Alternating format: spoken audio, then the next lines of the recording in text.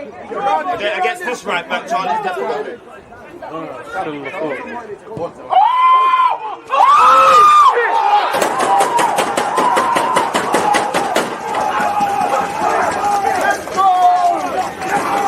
People deluded, I'm back again. Come on, Ian. Come on.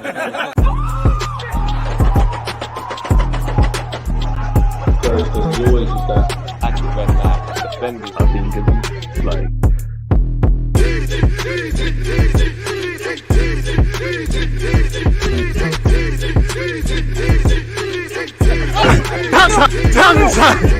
People deluded, I'm back again. It's a great day, people. The sun is shining, the 3-point debt collectors have returned, the climate looks more positive, and I'm here with Alex, aka the different knock. Can't imagine you're not sub to the guy. How you doing? I know what he's gonna say, but go on.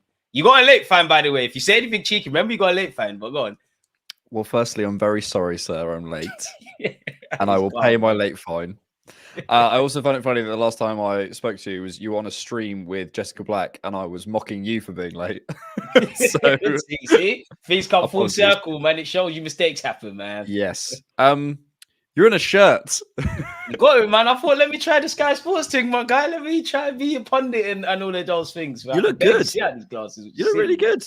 Yeah, of course I look good. Good looks sold separately, but you know how it is, man. Yeah. Like 2-3 has said, it's Burkamp and right. Again, do you know what? I always pre-record this with a different note, but I thought, you know what? Let's try something different. We've got a lot to speak about. We're obviously going to speak about Arsenal, Liverpool. First thing I want to kick off is probably something you've addressed. I've definitely made a video to come out on it. I hate it. This celebration police. Arsenal can't celebrate. It's ridiculous, bro. But, you know, I've offered my thoughts. What have you got for the celebration police, to Gary Neville's, to Jamie Carragher's, and just about anybody else who has an issue?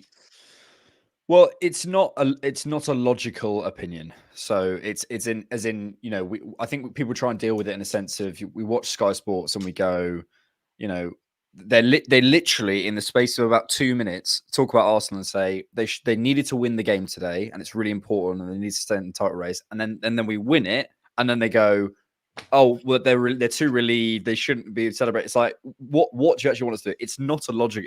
You can't address it with logic. You're damned if you do, damned if you don't. You find these people in life, you think they're illogical, and you think it's not actually about the logic. It's about there's something else going on here. So there's something else here, and what I think it is for the last 10 years in the league, there's been basically pretty much the last 10 years, sort of 2015 since Klopp came in, and then Pep came a year later, about the last decade. There has been a dominance of two teams. And really just one, really, but gone. Well, yes, yeah, yeah. It's one of the best PR bits of all time that Liverpool have managed to sneak their way in the conversation. But to be fair to them, they have they lost out in the league a couple of times by 1 point and so on. So I think I would put them in that category. But it's been two teams, and now you look at it and you see this other team who are statistically, style wise, in terms of their game management wise, in terms of the quality of the players wise, in terms of where the manager, all of the metrics that look like that are you measure a team by, look like they're about to break into that. In order to do that, it requires a massive narrative shift. It requires the conversations that you have week after week after week to start to reframe themselves, start to have different conversations. At the moment, it's the same conversation, Liverpool and City, but there's an anomaly. So there has to be something found to address that anomaly. It's not logical. It's like you sort of walk in, I don't know, you go and see a friend and they're they've jacked themselves up, and you've always had this idea in your mind that they've been this slim, skinny person. You're going, well, you're doing that. You must be doing that for a job, or you must be doing that for girls. You must be change. You just can't take it. You're giving it's like no. He's actually built his body up and done a load of work, and here he is, and he deserves to the benefits of that. So I think it's about a narrative shift to where there being three teams that are genuine in the title race. That's one of them. And I just think it's very hard to update your priors. Essentially, it's very hard for the likes of Roy Keane and Gary Neville and Jamie Carragher and those guys to go, I was wrong. It's very hard for Richard Keys to go, do you know what? I was wrong about all of my previous things I said. and I congratulate them. The only people I would say hold some credit in this are Match of the Day, who actually I think did a good job. They did slightly butcher the highlights package, in my opinion, because I think we created the most XG ever against Liverpool or something like that in the Premier League, certainly close. And it looked on the highlights package like we were even neck and neck. But in the analysis after, in terms of mainstream punditry, it's the only one I've seen where they've actually given Arsenal some credit. And the final thing I'll say, so yeah, I think it's narratives. I think it's, mainstream punditry unable to update their priors. This idea that when Liverpool played poorly, we suffer in this country from a lack of tactical and technical understanding of the game, because if you don't have people who can explain the game to people and go, right, ask the question to Jamie Carragher or Roy Keane, why did Liverpool play poorly? Well, they're just tapping at the back was what Roy Keane said.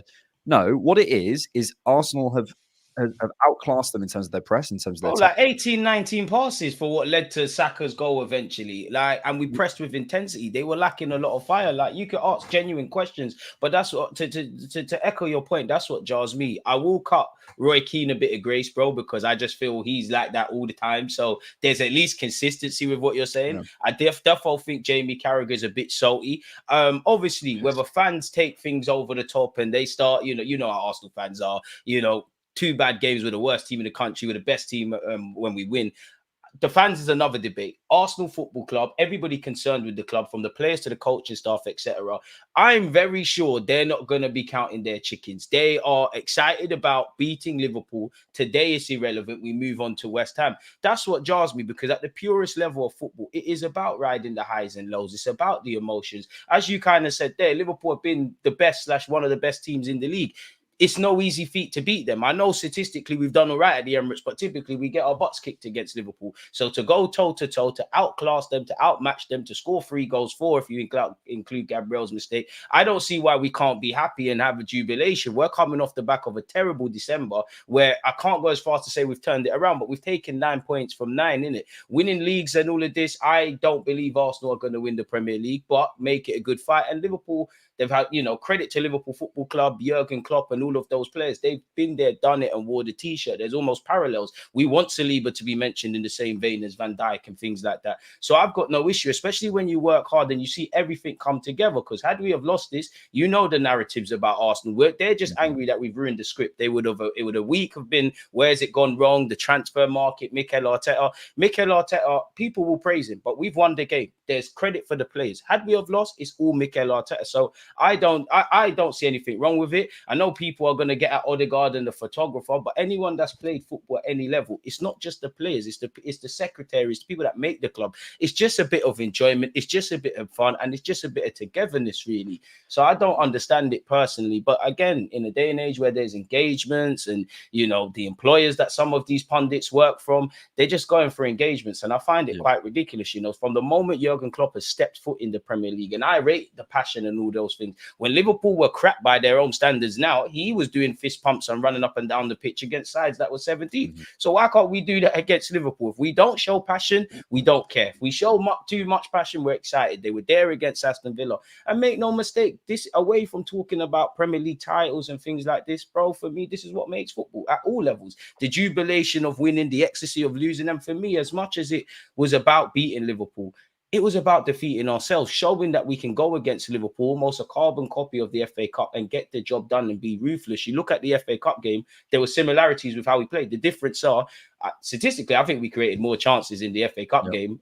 but statistics might not be kind to me, but it felt like that watching the game. But it felt like, when we was missing chances or things weren't happening yesterday, we was going again. You look at the FA Cup game, we was down in the dumps, people were thinking about it too much, and it meant more to us than Liverpool. Let's be honest, obviously, it's a big game, it's a 6-pointer. We're the best of 3 teams. Well, we're the third best of 3 teams with City and Liverpool. It meant more to us. It's a 6-pointer taking points off Liverpool. It's showing that we can beat City and Liverpool at the Emirates, and it's trying to salvage some part of our season. I said, had we have lost, as I said, and I don't believe we're going to win a Premier League title. Had we have lost, I don't think it's all doom and gloom. Now that we've won, I don't think there's excitement. It's just to show that you can do it. To take 4 points off Liverpool and 3 off City, pat on the back. There's a lot of points to go. There's a lot of things to do. I don't think Liverpool are quite at the races, but I don't see why we can't be happy.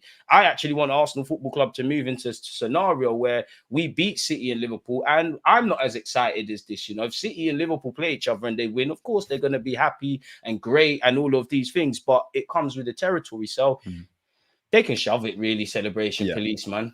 It's the shape of the league as it's been for a long time. I think, you know, you point out a lot of logical fallacies, but again, I would again suggest it's not logical. You know, even if you think about it from Sky's perspective, do they really want the same teams winning every single season? Do they really want that?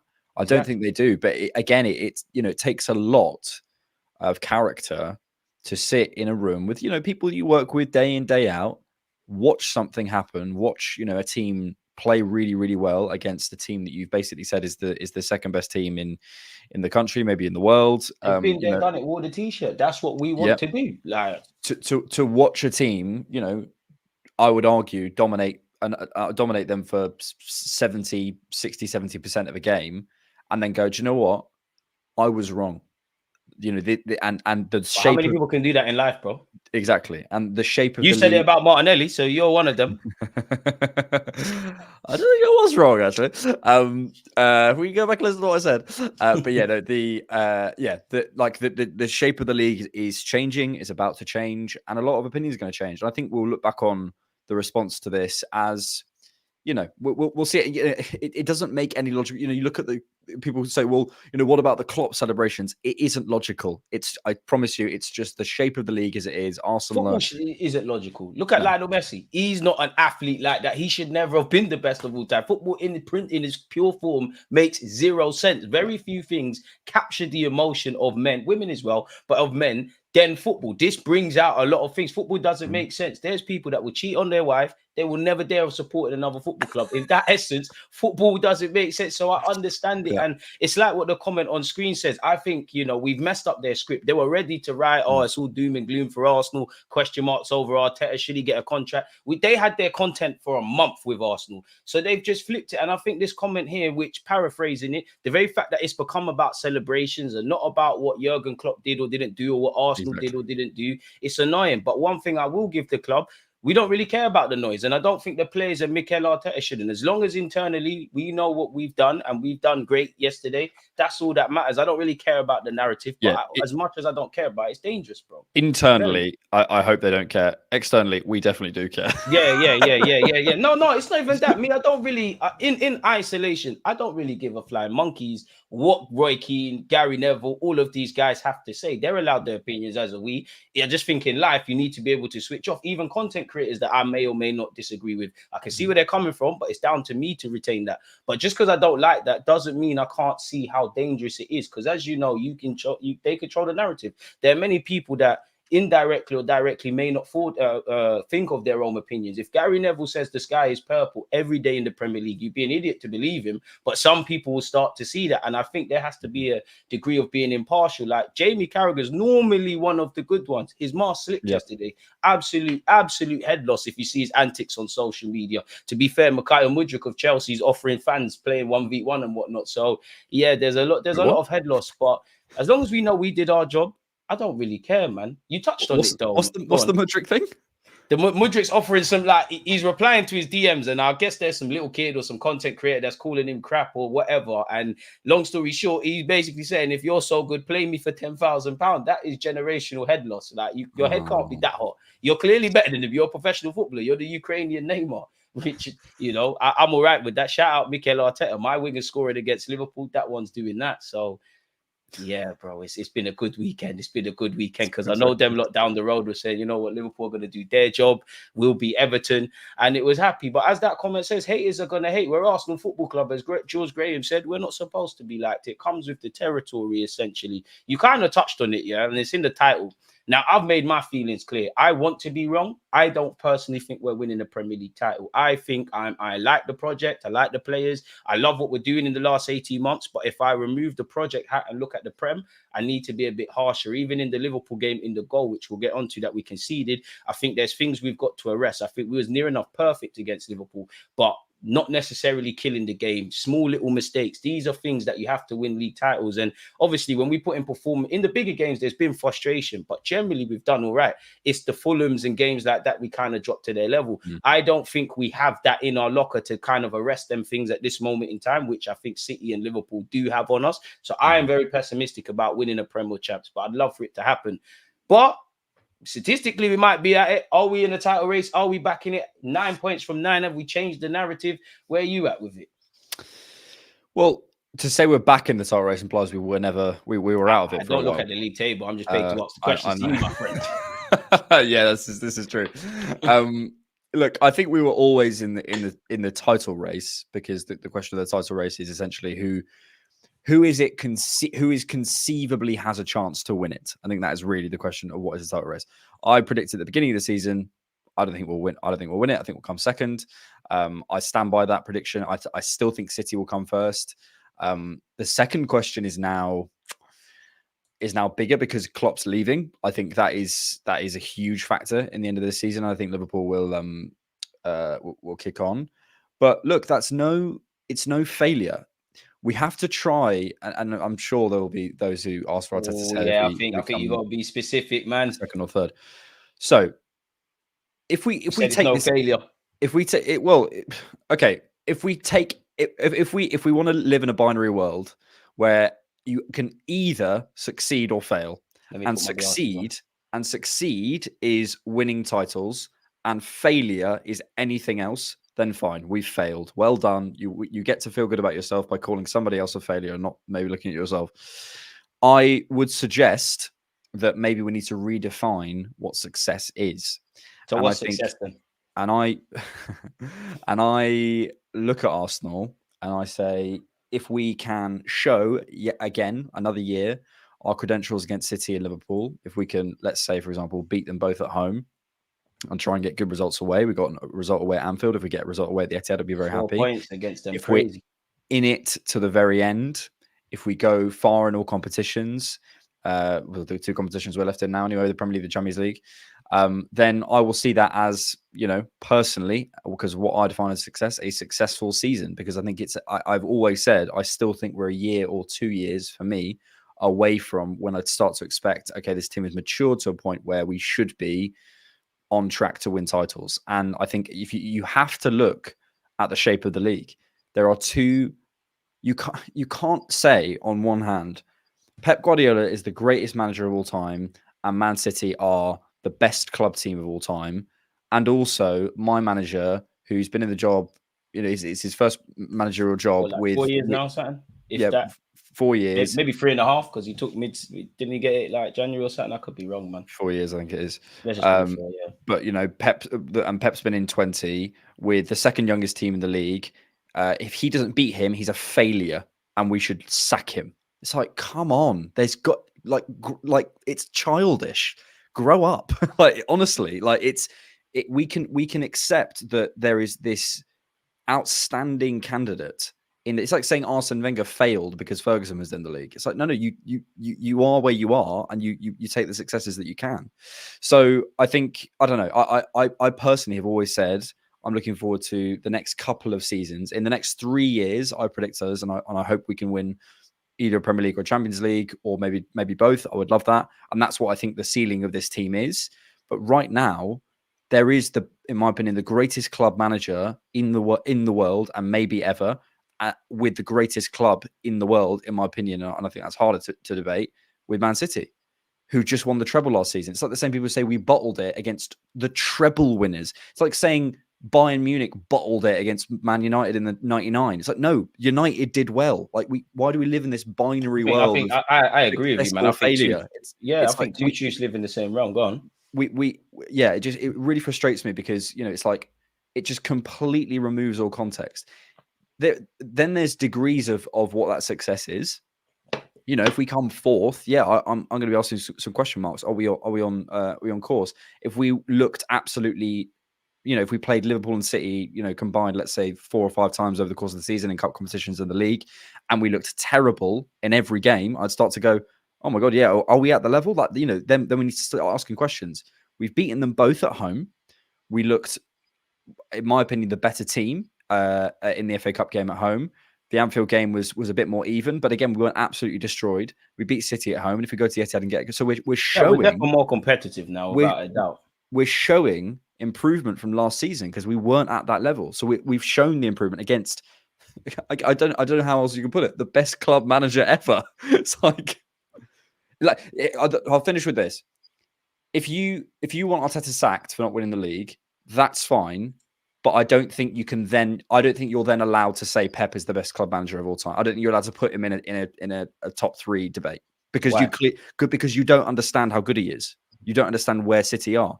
You can't simultaneously think. They say you should be excluded because your knowledge is void. You should be excluded from having an opinion on that debate. No, you're allowed an opinion, but in my opinion, I think if you're saying Arsenal coming second, or maybe third, I could begin to you talk about Klopp or whatever. Maybe we should be beating them.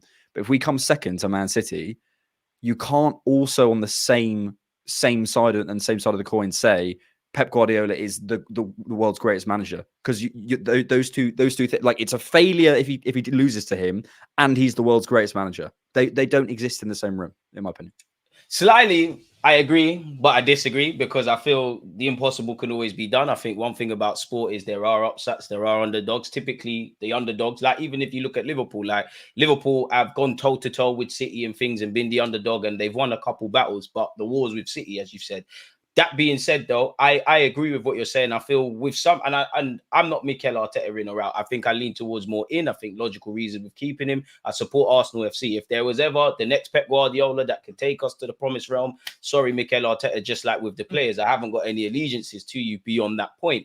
But I do think some people that want him out, and I'm not saying to keep him because there's, when people that like Arteta sit there and say, oh, you know what, who else would we get? I don't think that's logical to just say that. It is logical, obviously, who would we get? But that shouldn't be a crutch to keep someone in the job. But I do think people that say Arteta out, they don't expect Arsenal to win the league. They think we're so far away from winning the league, and then you want him to get sacked because he can't win the league. I get it, but then I don't really understand it. I do feel the reason why I don't believe we can win a Premier League title is I like the trajectory. I think the conversation now moves towards, can Mikel Arteta deliver us that? I don't really want to keep talking about next season, but we are building.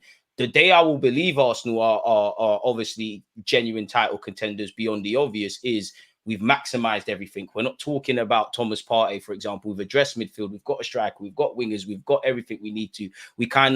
For me, we need to get this self-capitulation kind of thing out of us, really. I don't think, maybe I'm being a bit harsh, but the league's a bit harsh. I don't feel we should have conceded against Liverpool. I don't think we should have conceded against Nottingham Forest. I think when you look at the Fulham game and West Ham in the Cup, they were the only two times we was outplayed this season. That being said, they're not the only 2 times we haven't won. We need to get over the line in games like Villa, West Ham, etc., etc. I look at the Spurs and Chelsea games.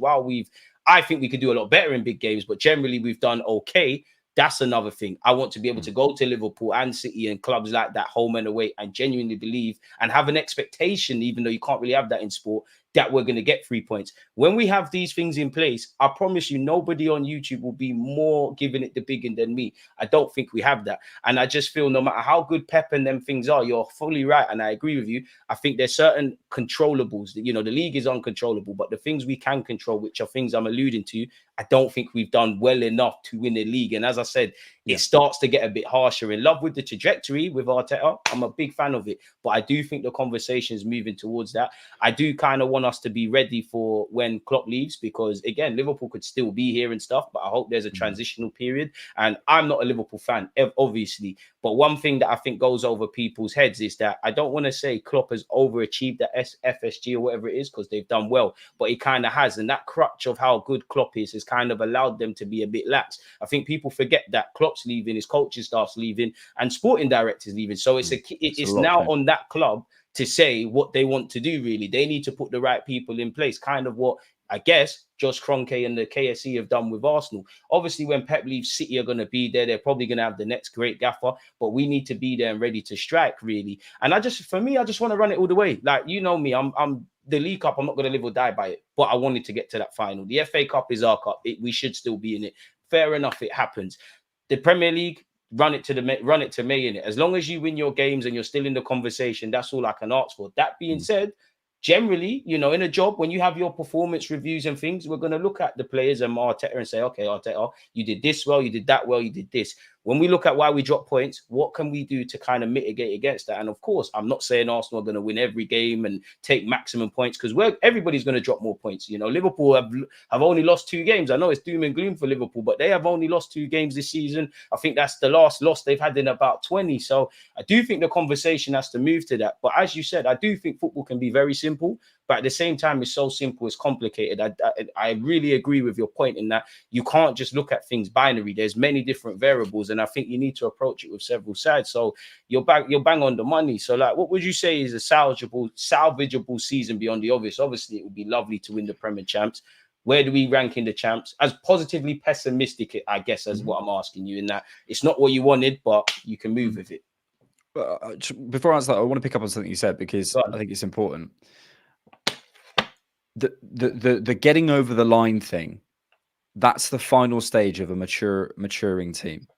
And when I see that, bro, that's when I'll be sitting there saying we're winning this, that, and the other. And that's why I say, for me personally, we still, you know, if you don't like it, that's absolutely fine. But we do have a team full of 22 and 23-year-olds. Like, you know, I'm not even boying it as well. To age your point, Arteta is a young manager. I'm not going to keep saying that, because these lot are old enough to learn from certain things, but there's bumps and bruises on the road. So I agree with that. And I think people need to comprehend that. It's a fact. Like, it's not about whether it's not an opinion whether Arteta is a young manager, or it's not an opinion that we've got a young team.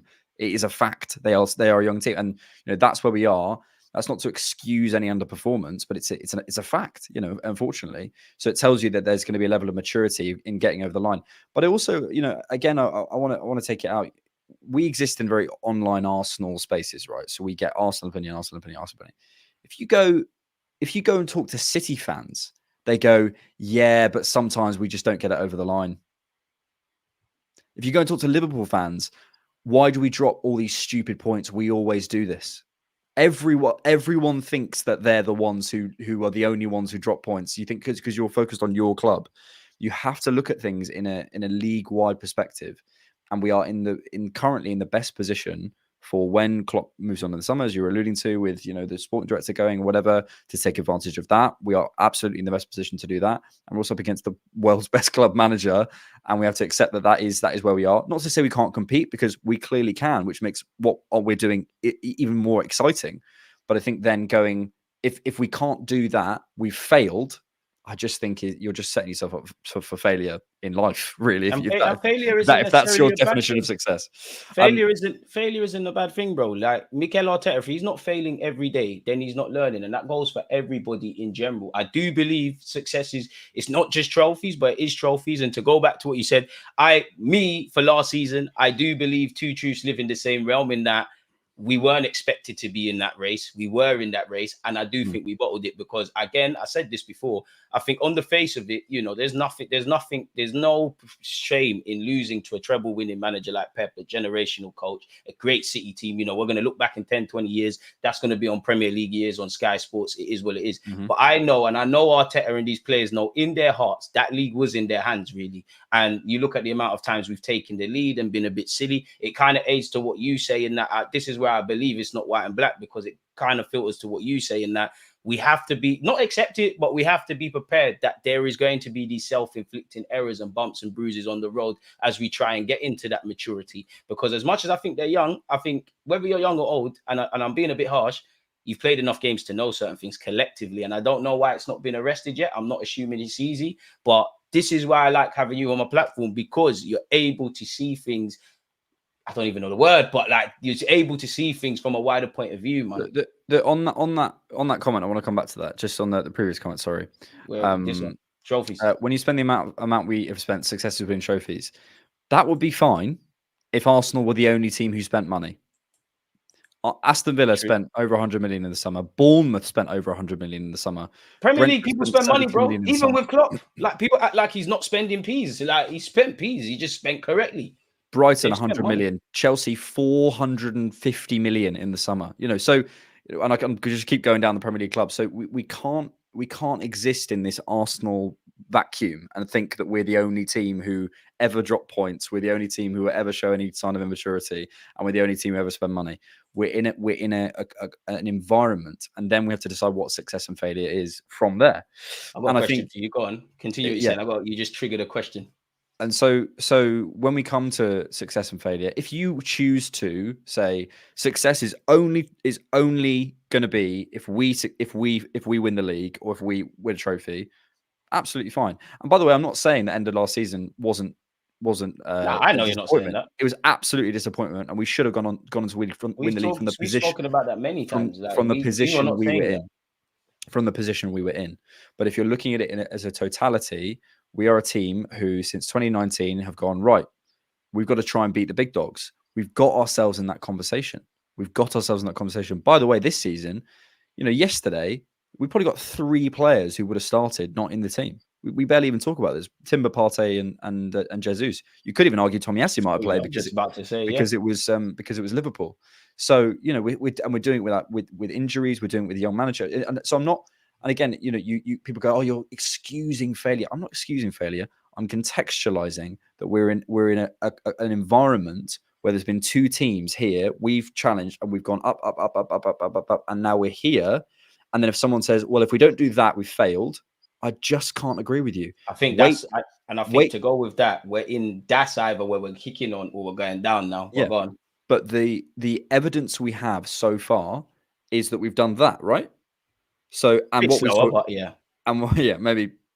Yeah. And what we saw yesterday was a team that can go toe to toe with the teams that were here, and we've seen it at the Emirates this season against City as well. So if the only evidence we have, and I also think the idea of Arteta's inexperienced and he's not learning. This guy learns. No, this guy is learning. He is learning. This guy and again, people say, "Oh, look at how we approach big games, whether we win, lose, or whatever. It's not a battering. It's fine margins that go against us 9 times out of 10. It's fine margins, and people say, "Oh, it's the squad." Right. So who were the injury prone players last season? There was Zinchenko. Well, he signed Timber and he got an ACL. What can you do about that? Aaron Ramsdale was making mistakes. He signed David Raya to replace him. Thomas Partey was out all the time. We signed Declan Rice to replace him. Well, Gabby Jesus was a problem. We signed Havertz, who can come in and do a job in a big game against, So it's disagree with 2 names there, but I hear the point. But the point being that he is learning from all of these experiences. And if you go into if you look, tactically, for example, against Liverpool are going to press you extremely high. And I could get the tactical board up and show you, but we changed our shape in terms of pulling Zinchenko out wide, pushing Jorginho and Odegaard a little bit further back to create that numerical superiority in the first phase to get out.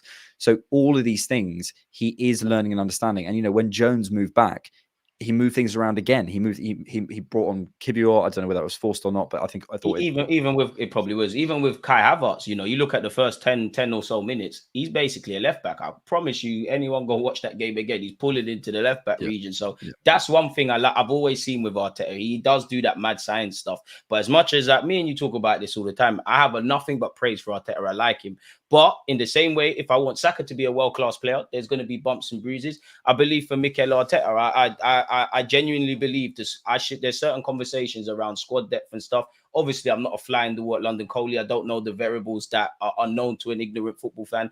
But I do think for example, our signings, they've been in the right trajectory. The hit to miss ratio has been better in terms of the project. Now, if we're looking at winning the league title, it needs to be smaller. Again, it's contextualizing things, and it's not the same kind of year. But where you look at 30 on Fabio Vieira, who I like, Lokonga, for example, who's doing well at Luton, but it's nowhere near the first team, and a couple of signings like that. And then obviously Havertz has done well. Yesterday he did very well, but 65 million. It's these kind of things that I'm looking at Arteta and saying, can we now have a better success rate? Because it does feel like we need, it just feels like we're flirting with what we could be. A couple of additions and we're laughing, in my opinion. I wanted to ask you, how do you feel about squad depth? Because injuries do happen. Me personally, I don't believe Arteta to a degree has a leg to stand on. I give him luxuries with injuries. They always happen. But a number of these players we've seen before, when Mikel Arteta comes out, as much as I like him, and says we've got the finished squad, maybe if you say that in 2019, maybe even 2020, I can hear that.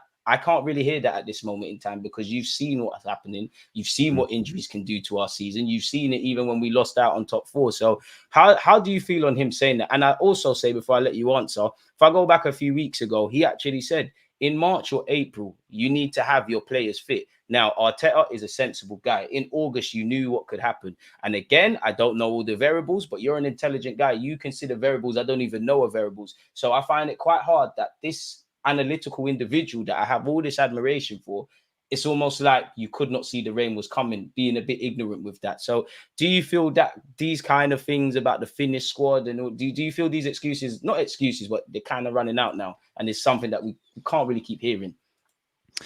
It's all contextual, you know. You could even say, well, you know, you definitely get paid for using that word, but go on.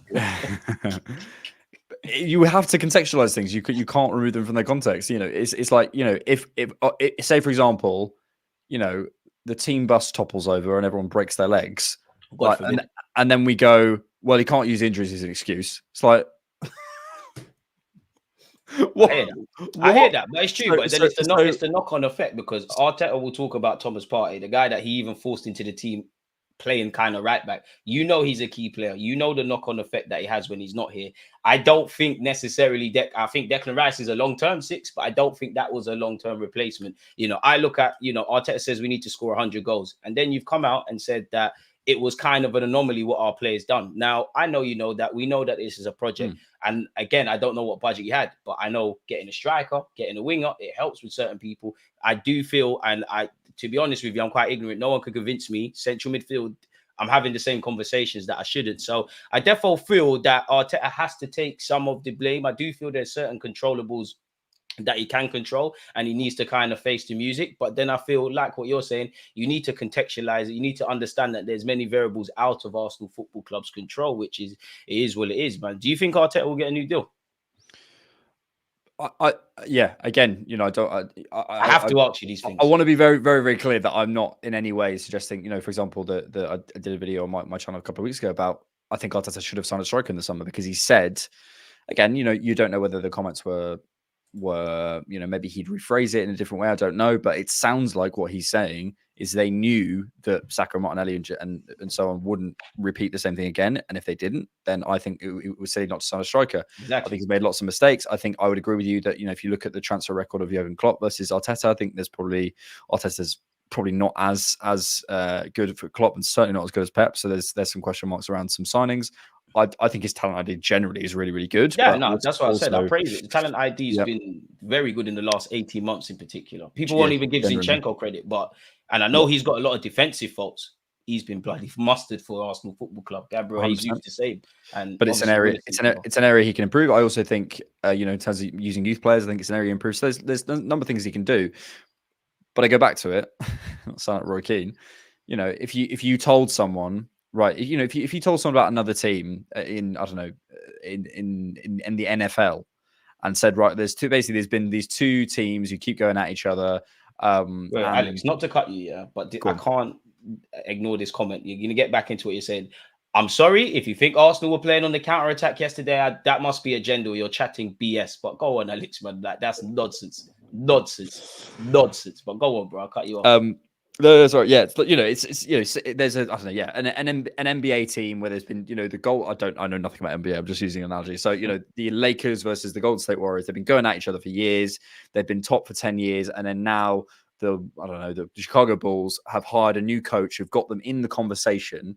And then you hear about the fans want him out because, or not going to offer him a new deal because he hasn't managed to win something in the last 10 years, even though they've been the best teams. It's just nonsense. Give it time.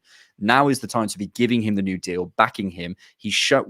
I just don't. It's similar to, you know, the conversation we were having earlier. What more can he show you to prove to you? What more does he need to do?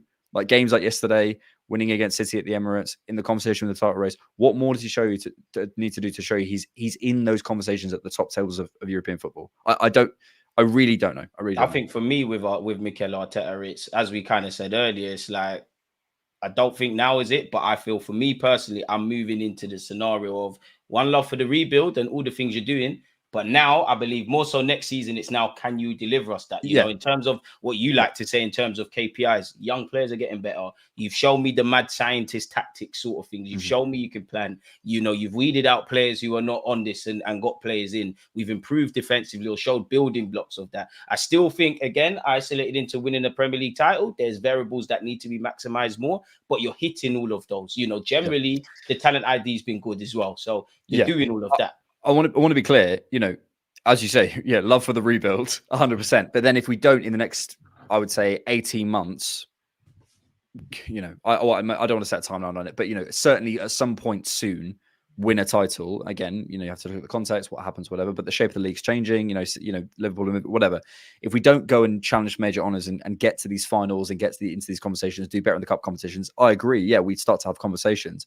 But right now, he's got us to that conversation. And this is the first season where we're really in that conversation and we haven't got to the end of the season yet. So let's just wait and see what happens, you know. And then, you know, then next season, if we drop out of both cup competitions again, we're not in the title race conversation, we drop out the Champions League early, we can start to have conversations. Is this the guy to move us forward? He's taken us this far, 100%. But, you know, last season we jumped and then regressed a little bit towards the end. Now we've shown that we can sustainably be in the conversation, and let's see what happens in the back end of the season. And yeah, I find it, I really do find it incredible. People who, I'm not suggesting there's no problems with Mikel Arteta, but there's problems with every manager. Every single, you know, you say, oh, I want to give him a new deal. Well, what about this? Big up Roms, the Liverpool fan that was in the chat. He wanted Klopp gone, and he's kind of got his wish now. But go on, like. Yeah, it's, you know, and we also, you know, we've got another massive summer window coming up, you know, and more conversations to be had, and a maturing team. And I just, I don't know. I find it really, really incredible that people want him gone. I just, it really, by every metric, I don't understand that, but. For me, I think there's genuine question marks over Arteta. You know, as we said, I think the conversation goes into a league title. You know, for me, it's not Mikel Arteta or die. If somebody presents me with someone that ties in with what Arsenal are trying to do, and they've maybe got a bit more maturity or a bit more street smartness, so that if they fall into a title race like last season, they're able to bring it home. If you can bring me someone like that, I'm all for it. Better, get him in. I'm all for that. I like Arteta, but I'm all for that. I support Arsenal Football Club, and it just feels like there's some individuals that are just sworn into Mikel Arteta to the point where you can't ask healthy questions. And I just think there's some people that are not necessarily convinced. That's where I'm at. Being a bit of a simple question, but being devil's advocate, because of like indirectly what you said about what we've been speaking about, better yet, in terms of trajectory and things like that. Do you feel last season, to a degree, could have been the worst thing to happen to us, because it's kind of aroused imagination? It's kind of, maybe we've accelerated to a level that we didn't expect to be at already, and it's aroused the imagination of fans for a title winning sort of thing. I think it's got positives and negatives. You know, I think it allowed us probably to attract the likes of Declan Rice in the summer. You know, to say, look, we are in that conversation. You know, maybe does he go somewhere else if we don't have that start to the season and finish? Say, you know, we creep up and come second. You know, even the games we're having, you know, at the Emirates where he's coming and he's going, they were unbelievable today. You know, playing that kind of football. But I do think we would have got. The thing is, mate, everything comes back to the game. Everything comes back to the game. We can talk managers, we can talk environment, we can talk, you know, trophies, we can talk expectations, all these things. In the end, how is he setting Arsenal up, and is he setting us up to win? And he is. We look at every single possible metric. We look at, you know, the XG. Even when we was doing bad in December, like obviously, if you're not getting 3 points, you're not getting 3 points. But it weren't like we was playing crap. And again, if we're talking about winning the title, it's a results-driven thing. But it weren't like we were back-to-back 8th down in the dumps. We just weren't getting those fine margins for us, and we needed to work to get that. So big up the Dubai trip. Yeah, and exactly, and I sort of was right now, and I think. Yeah, I think by every possible statistic, we look on the right track, and by I'd say 95% of statistics we look on the right track, and we've even improved over the course of this season, and also just on the pitch in terms of, you know, how we defend, the level of our defending, the compactness, the shape. Want to defend, bro, because that wasn't always the case at Arsenal. People are buying into, whether it's Arteta, the set piece coach, or whatever, they're buying into it now. And that's why I love when I'm seeing Gabriel and Declan Rice handbags, Zinchenko and Benjamin White handbags, and there's probably a lot more. You're right, man. Yeah. Yeah, look, just on that comment, look, I can't, you know, people can, just the previous one you had up. I can't, look, people can have This their one. opinions. It's completely valid. I would urge those people to look at that and go, am I just looking at it from an Arsenal perspective? Because yeah, if we're looking from an Arsenal perspective, manager's been here 4 years. We haven't won anything since the FA Cup. He needs to do that or he needs to go. Fair enough. Yeah, like sure. But then we start to go, oh, Newcastle just got bought by a country. Oh, Man City have the world's greatest manager. Liverpool have, probably the world's second greatest manager. Well, we spent loads of money. Everyone spent money. So, I think if you look at the environment, you begin to realize we're in a really good position to go on and do that. And we just have to be patient. And I know patience is not a word that fans want. You're getting into dangerous territory right now with them words, my guy. It's not. And on my patience, and I would love to, I'm sure we'll still be chatting then. I would love to be sat here in 18 months and going, look, obviously I'd love, Arteta and Arsenal to do something. But if we're sat here in 18 months, we haven't done anything, I will be with you. I'll be saying, look, something needs to change, whether it's new ideas, whether it's different players. I won't be, this isn't a sort of a non-expire. There is an expiry date on this opinion, which is he has to win trophies. But at the moment, we have to consider what the environment that we're in. And that's where I'm at.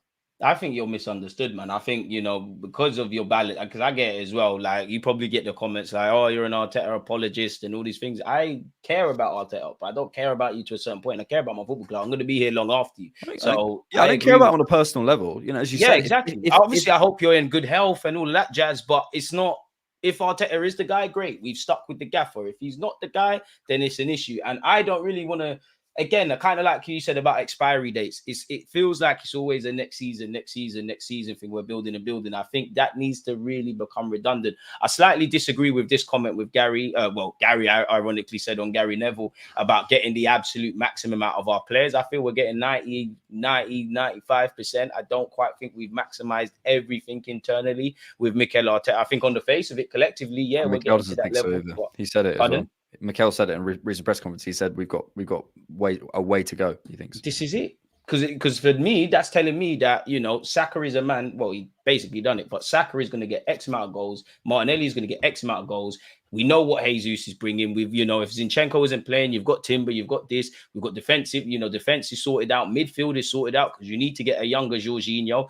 Anything from Jorginho, El Nene, and Thomas Partey, anything from 1 to 3 of all of them is probably gone. That's kind of going back to what I said earlier. When you hear me not saying these things and we've maximized those things, whether it's the squad, the depth, the street smartness, etc., then I'm going to speak with chess about winning Premier League titles. That being said, don't get it twisted. I pride myself on praising and critiquing along the way. I don't think I'm not with this free hit stuff and all of that sort of jazz, really. So what? With us getting 9 points from our last 3 games, yeah, would you say we've turned the corner now? I think so. I think all these things become. You have to look back at the end of the season and kind of contextualize. It's difficult to sort of do it in the moment. You're definitely getting paid for that, man. Definitely getting paid for that word. It's my word of the day. It's the bingo. But you look back and you go, maybe we'll look back and have that winter break in Dubai as the moment where we had a bit of a reset and then we went on and got some momentum and won the Premier League, the Champions League, and all these conversations were redundant. Although I guarantee some people will still want Arteta out. I think we've certainly look refreshed. Certain players, I speak specifically on our right hand side, look like they've benefited from the rest. Saka and White, I would say, springing his step again, man. 100%. Big him up for yesterday. I think, I think it's absolutely possible that we look back at the end of the season and go, that was the moment. I think we're always though looking to write the story of the season as it's going on, and I think it's it's like trying to write your autobiography while your life's still happening. It's like you just gotta take a little step back and just try and live week in the to moment. week until May, man. Then the story's written itself, what good or bad, man. Yep. Yeah. So I hope so, obviously, and I look at the fixtures we've got coming up, and I think there's West Ham next, isn't it? That's a worry for me. But I honestly, hand on my heart, I predicted us to lose against Liverpool. So I thought we'd lose. I went 3-1 Arsenal. Just pointing that out there. That I went 3-1 Arsenal. Bingo, man. But I can't blame you, and that's what I mean to go back in. That I want to genuinely, when we can say, like you just said there, I expected us to lose. I'm not criticizing you for that. But when there's a time that we can walk in and me and you are genuinely peed off if we don't get 3 points in a game like this, for me, now we're title contenders. Yeah, Now 100%. it's time. So And our next fixtures are we've got 3 away fixtures at West Ham, then Burnley, then Porto. We've got a home fixture against Newcastle. We've got an away fixture at Sheffield, then home at Brentford, home against Porto, home against Chelsea. That takes us up to Saturday, March the 30th, away at the Etihad. That's the next game, Saturday, March the 30th, where I think we don't go in as favourites. So why can't we go on a run now and earn that and hope we can, up? man. Yep. And that's the thing. We just got to go. We just got to take it week to week. Like, you know, we pat ourselves on the back for the good things we've done this season. We hold ourselves accountable for where we could have done better, like everyone. And we go again. Like, for me, obviously, you know, March and April and May, that's where it's decided. That I'm not thinking of that. We enjoy the Liverpool game. Today we focus on West Ham because 9 times out of 10, it's obviously there's certain big games we could have done better at, but and I'm not even saying it in relation to West Ham. It's the games where there's an expectation we should win, or it's not a walk in the park, but it's kind of like that's where I feel we drop our level. The 4 points or so dropped against Fulham, not doing what we need to do. So yeah, that's my kind of issue. We have been touched. Just sorry to cut you off on that, but you know, the 4-point shot to Fulham is another classic example of us going, God's sake, you know, it's only Arsenal. How many points? No.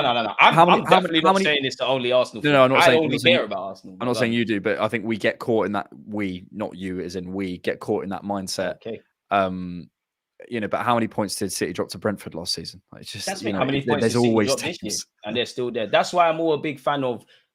We can have our talking points, and you need to look at the data. I'm not saying you should use either as a crutch for complacency, but not everybody, but City was doom and gloom. They're done. They're around, and if anything, the pressure is off them really because all the talk is around Arsenal. I even think Liverpool benefited. Obviously, when I say benefit, I'm talking about fans because I don't think the players of any clubs care. They're just doing their jobs. But despite the fact Liverpool were top and probably still are top, and until yesterday had 1 loss. People were talking about them winning the Prem, but they weren't the biggest talking point. They're kind of just quietly going about their business. So I do hope that if Arsenal are really poor and we're written off and we've got no chance, we can use that. But talking points happen, man. We've kind of been touching on it, but we've not specifically spoken about it. I mean, I've offered my thoughts. I don't care to offer my thoughts on Arsenal, Liverpool again. But what did you actually make of the game before we talk about individual performances? It was an incredible performance. You know, I think if we look at every phase of play, you know, I think in terms of the timing of the press with Ødegaard was terrific. He wasn't going, too early and getting us caught out in the middle. He was making sure they were forcing Liverpool long by being patient. I thought we were pressing them on the right. You know, all this stuff, Ødegaard leading that and the awareness he shows to go, where's Saka? Where's Havertz? Where's Martinelli on the other side? Am I blocking the lane here? Right, step up here. Go. All that stuff just takes hours on the training ground of going, right, when Van Dijk has the ball in his right leg, weeks and hours. I'm aware that this is the conversations they have on the training ground. It's literally right. When Van Dijk has it here, Saka, your body orientation needs to be like this. So, and all that detailed work goes into it. Going back to it, buying into this, because I'm sure Arteta tried this with some other players. Emery might have tried something. Players weren't convinced, so buying into it. So you're bang on the money. But go on, exactly. So going right when he steps out of your cover shadow, all that stuff. It's all moving around. So firstly, our press there, playing out of their press. One of Liverpool's big thing is stepping onto you very early and suffocating you. And there was a comment from Arteta. He talks about control is not a word I like. It's domination. And he's right. It's domination of certain areas. And I imagine the areas he's talking about are in certain phases of play, winning those second balls. When the ball comes, anticipating them second balls, them. We did so well on that. I thought Jorginho was, maybe we'll come to the individual performances. I thought Jorginho was extraordinary. I mean, I did say that, and you've been just talking about the individuals, mate. So just keep going now, mate. I'll just recircle around it. But yeah, like Jorginho stepping into the pocket and then stepping out, and Ødegaard coming deep, and then Rice. That kind of the three of them, almost just responding to the needs of the game and not necessarily worrying. Look, Havertz isn't a centre forward, so it's like, what I liken it to is the conversation around Zinchenko.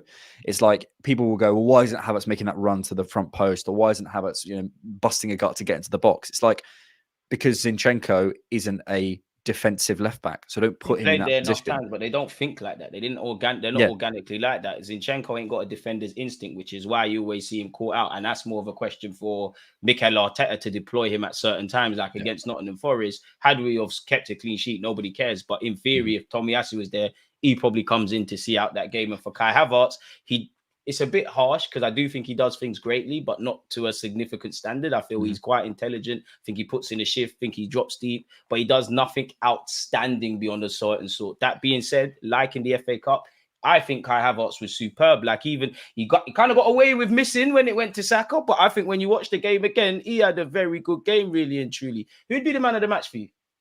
As we're going on to individuals, Probably Jorginho. I thought Jorginho was incredible. I really did. I thought the way he broke lines, the way he was strong in the tackle, filling in certain slots, taking the ball off the first man, or receiving high up in the block. He managed to do really well in the counter press. Just every phase in the bigger games, it's weird. Every phase of play, he managed to exhibit a level of control that we know he can control it on the ball. We've known that for a long time. It's just the athleticism. Do we know whether he can control the game off the ball? And I think he did really, really well.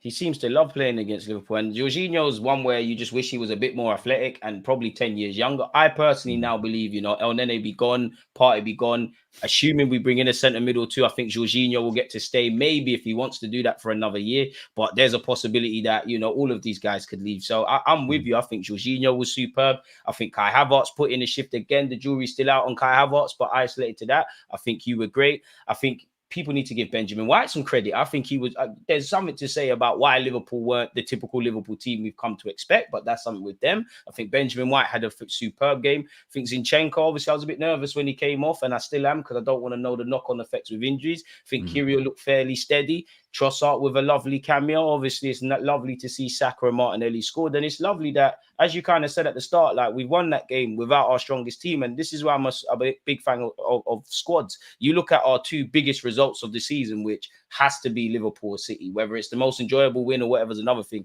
Did we do that with our strongest team? No, we didn't. So it shows you why you need a squad and why you need depth. You go back to August, I'm sure you saw it on your YouTube channel. I defo did. Every player who was on the bench or not involved, their time's done at Arsenal. They're finished. And now you see why you need a squad. I know we're not in all four comps, but this is why you need a squad. You see how the game is kind of set, really. I think it's a game where Mikel Arteta, the players, everyone can hold their head high. Obviously, it's a bit disappointing with the goal. Where you at with Saliba? Because we all know he's a colossal defender, he's quality. But for me, it's okay to critique him. I look at the Nottingham Forest game.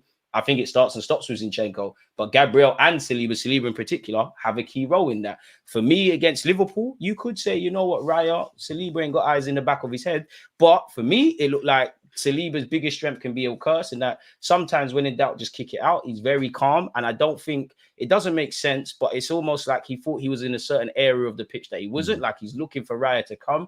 I've paused. I think he's got his bearings wrong in that regards, and I think Saliba has to hold account. Maybe Gabriel could have done better, but I don't blame Gabriel. I think it's with Saliba. But yeah, where are you at with that? It's two in a week now, really.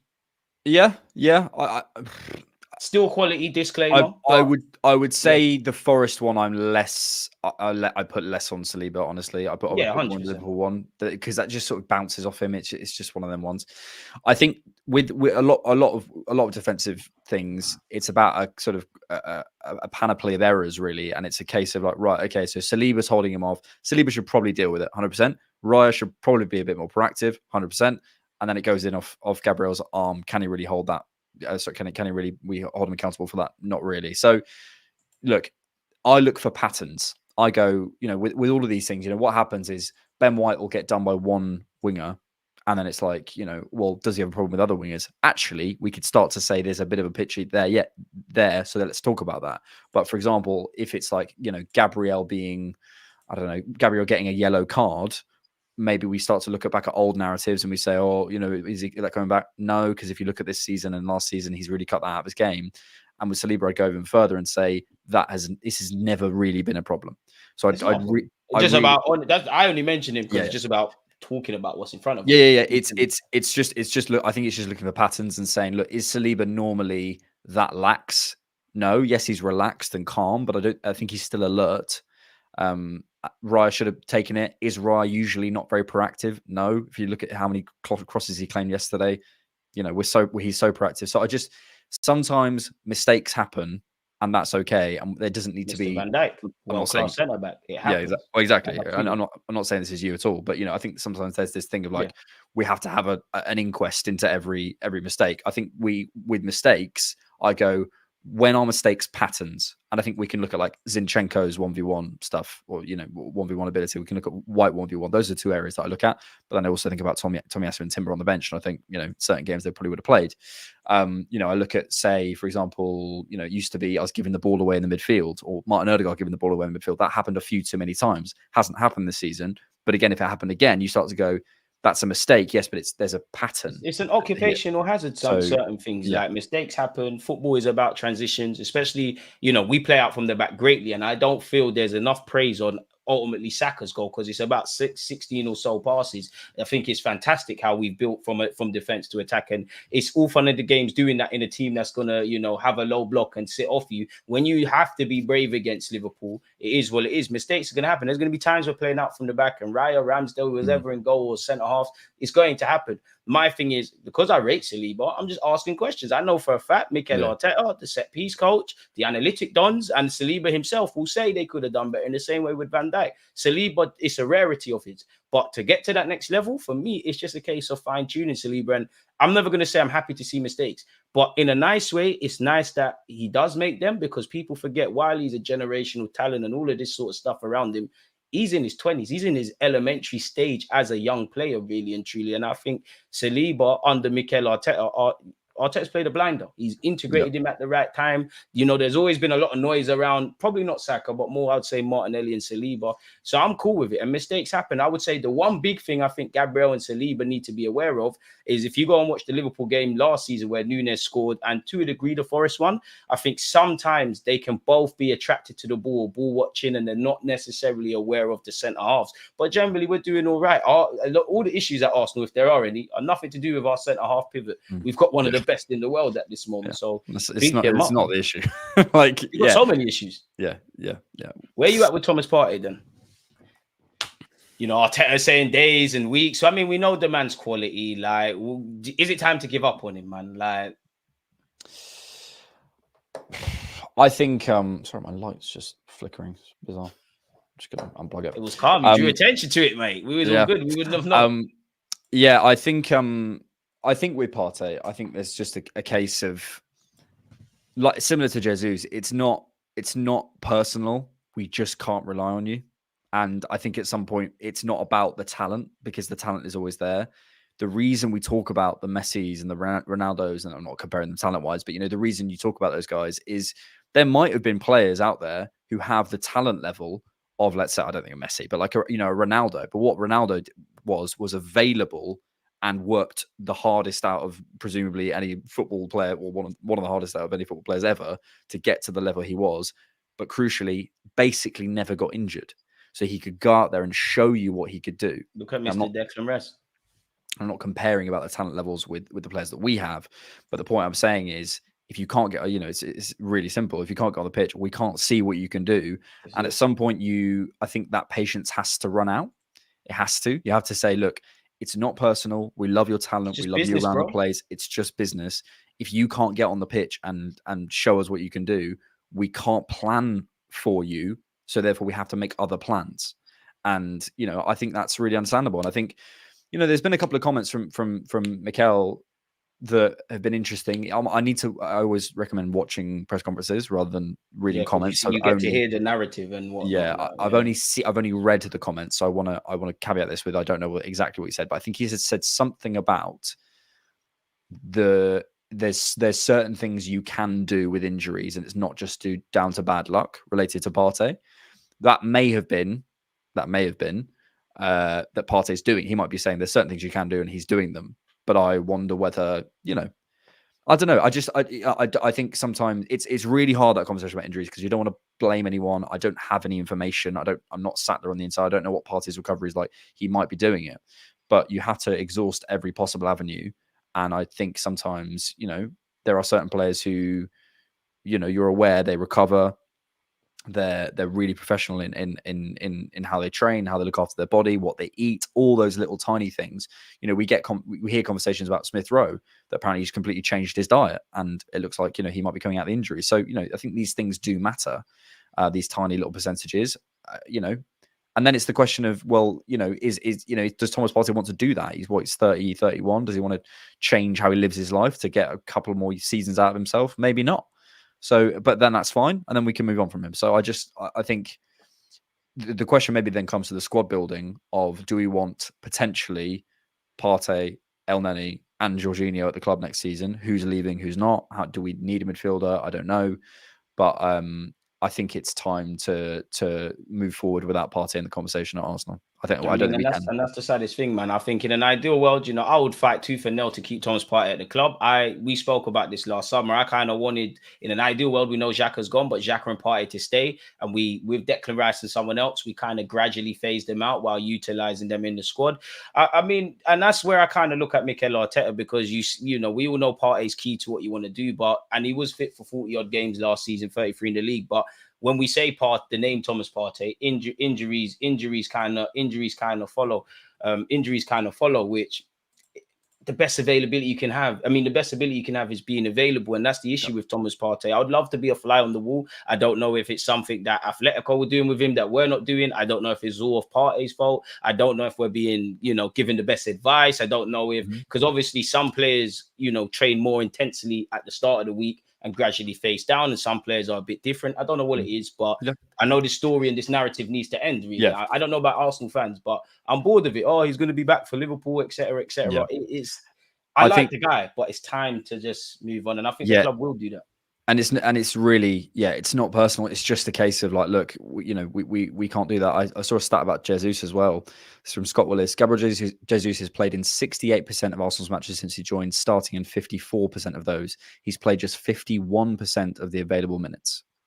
Yeah. And I think, again, he loves to get subs, so maybe he's carrying something as well, even Hayes. I wouldn't quite throw Jesus into the Partey thing, but he is getting them injuries. Partey's further down that line and probably gone beyond that line.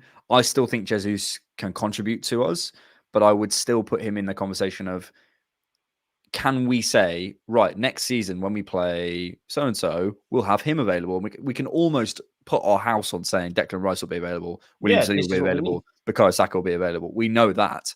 So the guys who are, you know, I don't know what you feel, but I'm so bored of the day before a game seeing the same names. Tomiyasu, Partey, Jesus, even Nelson and Zinchenko. If I'm honest, it goes under the radar because they pick up like little 1 or 2 weeks and then they're back. Them as well. Probably even Jorginho. And again, injuries happen. I'm not asking everyone to stay fit, but those players that are the narrative, like their narrative is around injuries.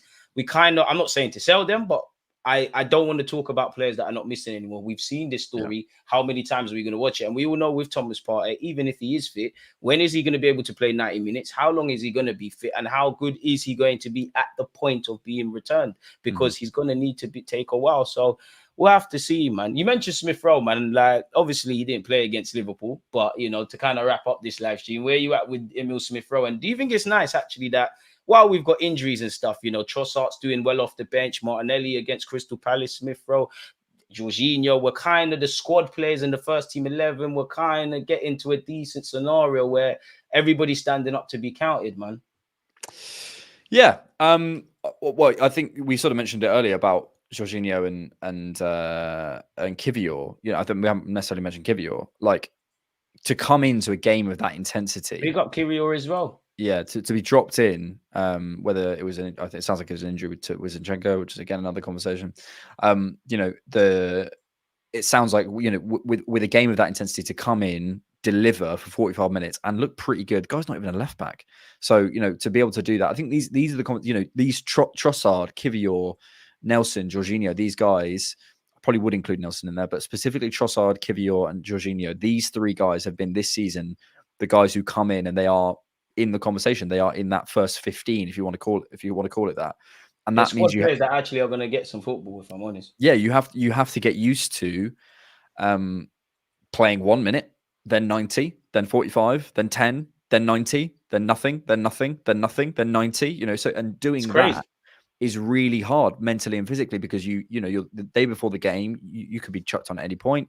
You don't know whether you're playing. You don't know. So I think being in that position and being professional enough to deal with it, especially as young, Jorginho's been there, done that, won everything. I'm not saying that did what's the word, sort of detracts from it in any way. But he's had a long career. He's maybe accepting that his squad role is a little bit reduced. These guys, Nelson and Kivior, to come in and be at that level and stay there, even when you don't maybe think you're in the team, that's really hard. So credit to them. I think you're bang on the money, man. I got two things for you before I let you get out of it. I know you're pressed for time. Cool. Gary, pick up you for your question. Question with regards to Partey: could the club have been a bit more transparent with the detail of his injury? I can't help but feel this could have been done differently. For me, yes and no. Of course, we'd love 100% clarity around Thomas Partey, but Arteta, if Arteta says he's back in 2 weeks and then there's a setback and he's back in 3 weeks, you're kind of called a liar. And obviously, I don't feel anything in football is a secret, because everybody knows somebody at clubs. So you find out things, but there's a bit of probably games playing because you don't really want to give clubs the one up. That's how I feel. So I don't think we'll get 100% clarity. Maybe there's times Arteta could say we're not seeing him back. But for me and Alex have spoken about this. Arteta, he's got that Pep and Wenger thing about him. And I think he'll make 100 comments. On the 99th comment, he might be vague in the others, but in the 99th comment, he will say specifically. And for me, when Arteta is speaking in absolutes and being specific, that's when I'm a bit worried about whoever player, because he's not being diplomatic. But what do you feel on that, Alex? Man? That's a good point. I think, I would always say, I would recommend everyone, if you're as such a nerd as me, to go and watch the press conferences, because he's very evasive, and then sometimes he'll pull up like a he'll say something very specific. And I think that is notable. I don't know. We don't have the information, so I don't want to. I don't love to be a fly on the wall. Yeah, I don't want to put anything out there, but I just think you can sense a subtle shift in tone. We saw it with Smith Rowe. Go back and look at Arteta talking about Smith Rowe about a year ago, maybe at the beginning of the season, to about now. There's something's changed there. I don't know what it is, but something's changed. I'm not suggesting, foul play or Smith Rowe wasn't professional. I don't know, but something's changed. I'd love to know what it is. And I think with Partey, I see another comment in there. Could it be the fault of the medical staff? We have so many players with recurring injuries.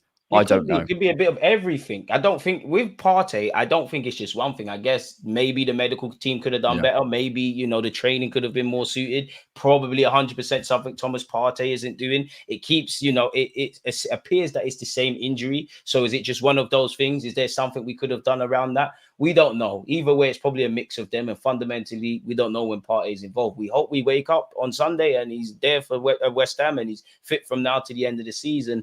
But it's a madness. To kind of wrap this up, Alex, I want to get your player rating. So let's start with, we'll both go through it. Let's go with David Raya. What are you giving him out of 10? There's no half ratings, by the way, so I don't want to hear no point this and point that. I think other than possibly being a little bit more proactive for the goal, I think he had a really, really good game. I thought he was, he's setting us off on the counter-attacks really well. He was really proactive in claiming crosses. I'm still waiting for that big moment when he saves us, but I think I'd give him a 7. I thought it was really good.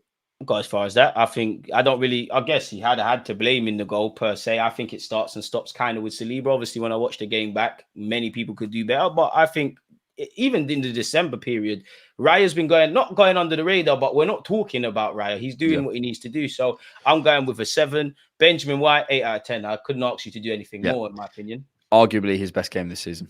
Yeah, man, he was at his best, man. Where you at with Saliba? I'll give him a 7. I think he did well. Obviously, the goal he was moving mad, but 7 for you. Yeah, but he's Saliba. He's never going to drop. Even if he kicks one his own net, he's going to have a great game. So 7, yeah. He's good for it, man. Gabriel, I'll give him an 8. I think Gabriel, especially when Gabriel's punched it for the first goal. I think Gabriel, I don't want you and Saliba to have the same kind of rating. I know you scored an own goal. I don't think it was your fault. But both our centre-backs stood up tall in another big game. So I'll give Gabriel an 8 as well. Where you at with Gabriel? I'd agree. Also, the ball over the top for the Martinelli goal. Yeah. This is what even that as well. Big up Gabriel, man. I don't think he gets enough praise, if I'm honest with you. I mean, obviously, you're next to Saliba, so you're not going to look like the guy. But there's that. Where you at with Zinchenko? Give him a 6. It wasn't bad, but I think he was quite quiet. And he honestly, I like the fact that he didn't try to make this game about himself. Sometimes he was remaining wild. he was remaining wide. He was allowing the midfielders to do their work and becoming that outball on the left hand side. Did some good work. Obviously, he came off at half time, so I don't think we can really go too far. But yeah, 6. A 6, by the way, is above average. It's not. It's not. So I'm not saying he's had a bad game. Do you know what? I'm gonna be a bit. I think when I can't ask any of my players 10. to do more, I'm gonna be a bit. No, not that generous. And he is a fullback, but gonna give you a 7, man. I'm gonna be a bit nice because I was really. I mean, naturally, I'm always gonna be concerned for Zinchenko because, respectfully, even that 11, it's not Arsenal's strongest, but it is the strongest team out there.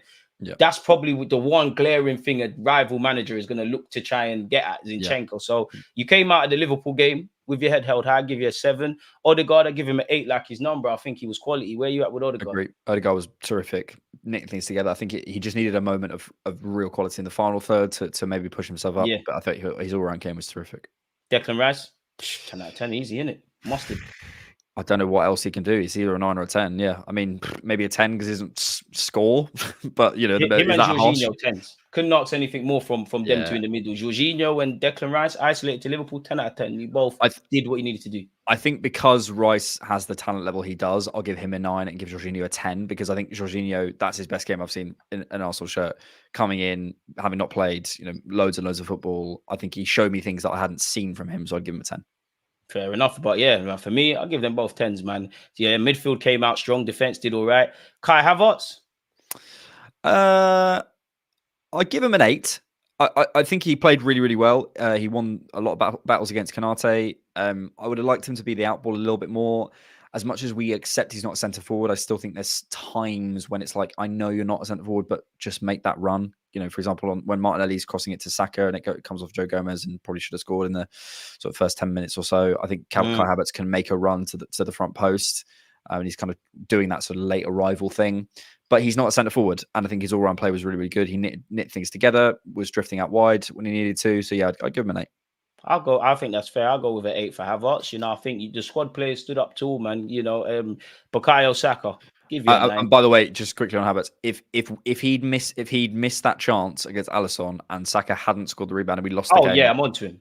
I would be calling him 29 currently. Yeah. No, Havertz, you caught a lot of life with that, man. Saka, I'd give him a 9. I think there's more to come from Saka, but you did your thing, Bukayo. Yeah, but when there's 3 guys on you at all times, he's the gravity for the team, and that creates the space elsewhere. I love that. He's the gravity. I'm copying that. So yeah, what did you give Saka? I give him an 8. I give him an 8. You got 8 for Saka from Alex and 9 from me. Martinelli, 9 as well, man. I think you were better than Saka, to be honest with you. I think I give Martinelli a 9. I think he's got that kind of burst and confidence. He loves this game. He loves this game. He burnt Kanate. He looked really, really good. Trossard for me, 10 out of 10. That's what you want to see from the subs. Can't ask you to do anything more. I think even the last 2 cameos, I know Nottingham Forest he didn't score, but when that game was a bit nervy, you were the guy kind of just making me a bit cool. So I really like the way Arteta in the last 3 games actually has managed Martinelli and Trossard in particular. In the minutes she played, can't ask Trossard to do anything more. 10 out of 10 in the minutes she played. Yeah, I think I've given Jorginho a 10, so I don't think I can give Trossard a 10. If I could give him an 8.5, I would, but I'll give him a 9. So, okay, we're going with 9. Kiwior, 6. I thought Kiwior was good. I'd give him a 7 personally. I'm being harsh. 7, man. You did all right. You did all right. I really like the talent, and I think he wasn't like perfect, and he's nearly scored, didn't he? He wasn't perfect. It's a bit of confidence for the boy, man. He, there's a couple of balls he gave away, and I think he gave away a few too many corners. But to be dropped into a game with that intensity, I think he's still quite shy. It's difficult, like you said, to come off the people underestimate. When you have to come off the bench in games like this in Premier League, it's difficult. So I think you're bang on. Nelson, can we really give him a rating like that? Really on the field that long? Not really. If we had to, a 5, but I give him a 6. He did all right. It was humble 6, but it's one where I don't think there's a catalogue of minutes to really judge your performance. But shout out to you, Nelson. It all counts towards how many appearances you made at the end of the season, man. But yeah, man, let me let you get out of here, but let's answer this quickly. What would you both say is the biggest concern is going into the business half of the season? I would say injuries, and can we go on a run? Simple as that, really and truly. What would you say briefly? If we keep players fit, if we keep Partey fit, if we can get Timber back, if we can get Vieira back, if Jesus can stay fit, Zinchenko, so many ifs. But if we can do that, I'm really confident. I'm really, really confident. And I think we can, as I said, I think we'll win the league, but I think we can give it a real go. And I think we can go far in the Champions League. I don't see why, if we get a favourable draw, we can't get to a final, a semi-final. I don't see why not.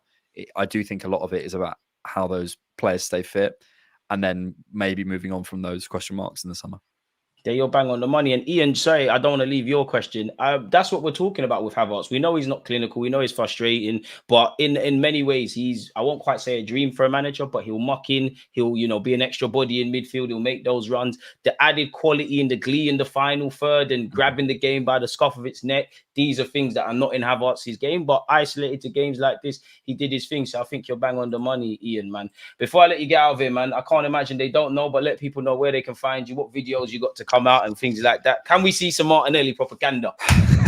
I think I'm doing unpopular Arsenal opinions, but later on in the week, I want to dive into this quote that I mentioned earlier about Arteta, the control v domination thing, because I think it holds a lot of keys to what type of football and what style of football Arteta is. I think people still try and call him a Pep regen. He's not. He's a good blend of both. He's his old man. Klopp and Pep. It's absolutely silly. But yeah, man, you know where Alex, aka the different knocks is, people. Different knock, apologies. Yeah, man, like it's always a great stream. You know, I don't know how an hour and 20 minutes has flown by, but it's always amazing. Pleasure, mate. Thank you so much for having me. Appreciate it. Minor, man, get out of here, man. Again, people, subscribe, smash the like button, let us know your thoughts. I'm back at 12:15. Safe. There's always that active red flag defending.